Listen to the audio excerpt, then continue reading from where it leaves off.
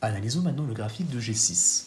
G6, on voit ici, on va le préciser, c'est toujours bien d'avoir un petit mémo comme ça pour se rappeler que effectivement ça va être l'infini par là-bas, il n'y aura pas d'extrémité à droite, mais il y a une extrémité ici à gauche. Mon graphique commence en x est égal à moins 3, valeur rejetée vu qu'elle est rouge, jusqu'à plus l'infini, pas de cassure, pas de point à rejeter. Au niveau de mon ensemble image, l'image la plus petite, elle est ici. Ça commence en moins 3. Vu que c'est pas un point rouge, c'est forcément un point vert. Et on va pouvoir monter. On voit que finalement ça va monter comme ça jusqu'à l'infini, donc il y aura des images jusqu'à plus l'infini. Ensuite, est-ce que je coupe l'axe des x? Oui, je le coupe même plusieurs fois.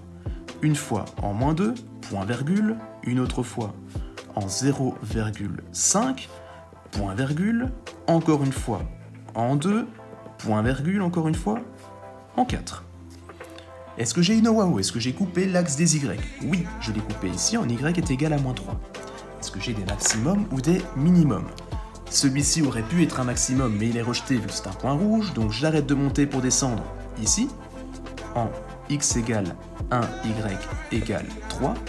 J'arrête de descendre pour monter en x égale 0, y égale moins 3, point virgule, et en x égale 3, y égale moins 1. J'ai donc un maximum de minimum.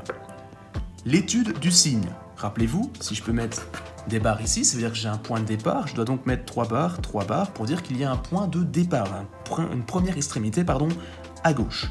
C'est un point rouge, donc je vais l'écrire en rouge, x égale moins 3, y égale 2, ce sont les coordonnées de ce point. Ensuite, je vais placer dans mon tableau toutes les racines, donc tous les zéros, parce que ce sont ces points-là qui peuvent faire modifier le signe de la fonction. Donc j'ai moins 2, 0, j'ai 0,5, 0, 2, 0, 4, 0, et je n'aurai pas d'extrémité à droite, donc je vais simplement laisser comme ça, et j'indiquerai le signe ici des images après cette racine-là.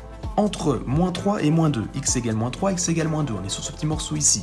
Mes images sont positives, ensuite elles sont négatives. On est ici maintenant entre 0,5 et 2, donc toutes les images sont positives pour finalement repasser négative entre x égale 2 et x égale 4 et finalement terminer en étant toujours positive. Vous voyez que je ne mets pas de barre, vu que, encore une fois, je continue jusqu'à plus l'infini, donc il n'y a pas de raison de dire qu'il y a une fin à cet endroit-là. Pour le tableau de variation, même chose, j'ai mon point de départ. Mon point de départ, c'est le point moins 3, 2. Est-ce que j'ai des maximums ou des minimums? Ils sont là, je vais venir les mettre dans l'ordre dans mon tableau. Le premier, c'était 0, moins 3. Ensuite, 1, 3. Et enfin, 3, moins 1. Donc j'ai repris les trois coordonnées ici et je les ai mis dans l'ordre. Tout d'abord, ma fonction, elle était décroissante. Ensuite, entre 0 et 1, j'ai monté, comme ça, regardez très très vite, ma fonction, elle était croissante, pour finalement être décroissante et terminer en étant croissante, comme ça, jusqu'à plus l'infini.